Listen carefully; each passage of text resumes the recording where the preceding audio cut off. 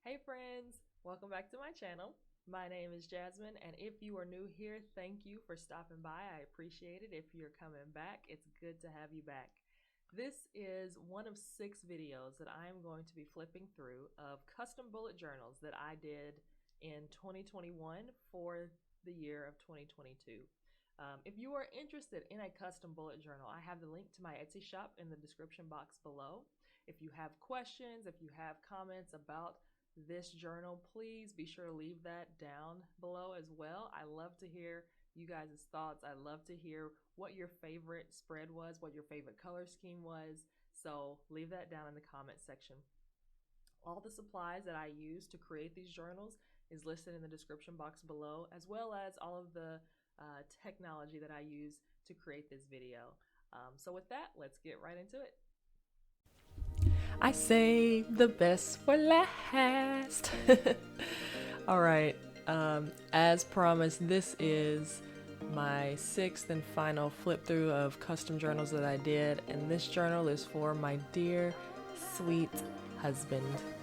My husband is incredibly supportive of all of the arts and crafts and DIYs and fix-its and things that I come up with, that I decide to do around the house, whether it's for us, something that we use, or if it's things like journaling, things that I do on my own. And in his support and intrigue, he has asked for a journal for 2022. He did ask only for 2022, but because of the very simple layouts that he wants to use, there was a ton of extra space, and so I was overzealous and I created spreads for September through December of this year. As you'll see, they're empty because he said what he said, he knew what he wanted, and I just decided to doodle and hoard his journal anyway. But it was good practice because I did try some different themes that I've never done before, like this puzzle theme for September. I've never done puzzles before. So it was a nice way to experiment and also give him something interesting to look at.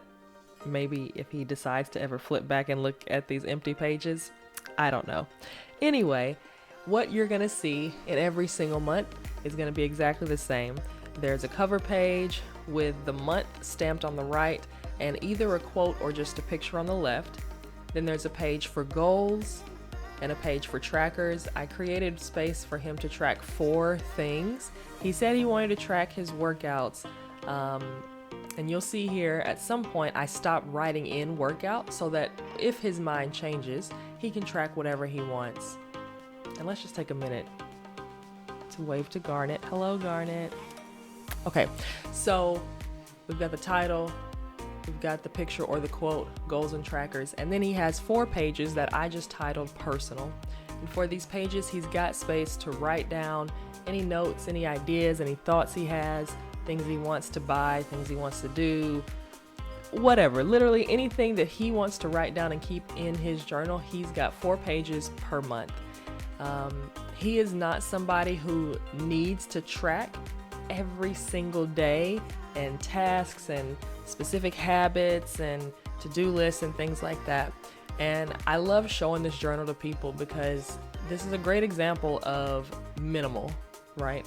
And there's still quite a bit of doodles because I love drawing, and like I said, I got overzealous.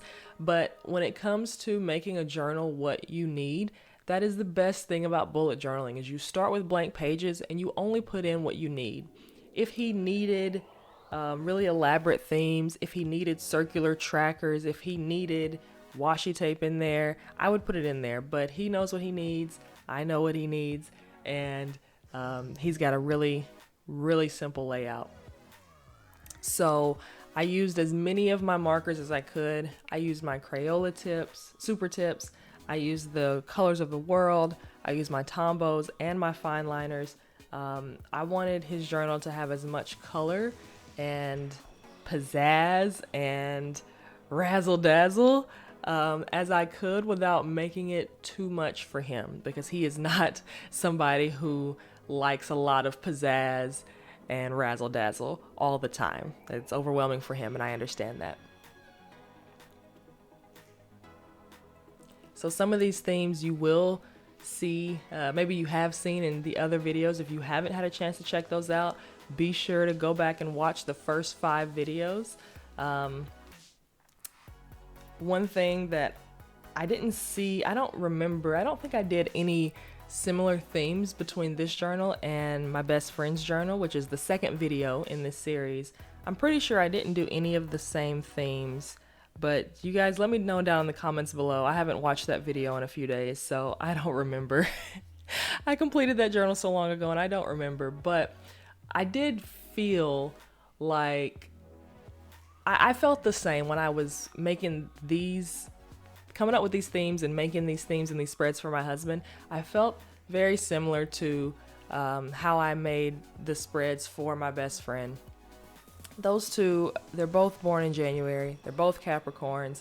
They have a lot in common, and they are my favorite people because they keep me grounded. I tend to be impulsive. I tend to be obsessive.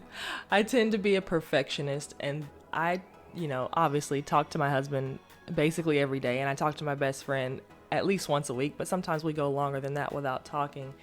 And what they always bring me, which I'm always extremely thankful for with my husband, is grounding and reassurance that it's okay if you make a mistake. It's okay if you're not perfect. It's okay if you get it wrong. I still love you. I still support you. So I'm really happy that I was able to, in my own way, kind of give some of that back. Obviously, in a marriage, there is a lot more of that happens outside of a bullet journal, but at least this is a form that that is unique to me, that I can give back to my husband, a way that shows my love and appreciation for him.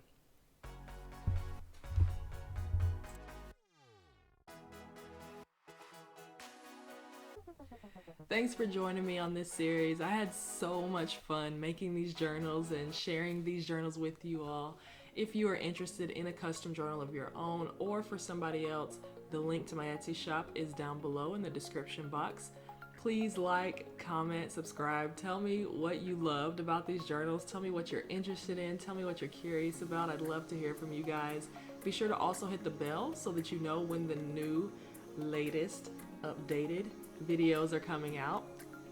I'm not for certain, and I know you put things on the internet and they're there forever, so I'm not for sure, but I'm pretty sure that my next video upload, I'm scared to say it because I'm so scared to say it. I'm pretty sure that my next video upload is going to be the flip through of my 2021 journal that I have used all this year and I will be using up until January 2nd. So the next video will probably, most definitely, maybe be that.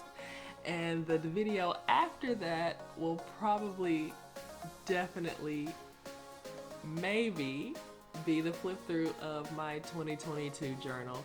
Not the plan with me where you see me actually creating it. I'm going to do that live on twitch.tv/jazzylogs.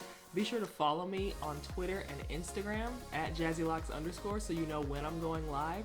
This will be the last time I go live for 2021 and also the first time I'm live in 2022. It's probably just going to bleed over because I don't have New Year's Eve plans because I'm old. Anyway, so be on the lookout for that. Subscribe if you like the content, like the video if you enjoy it, and let me know what you think. Thank you guys so much, and I'll see you in the next one.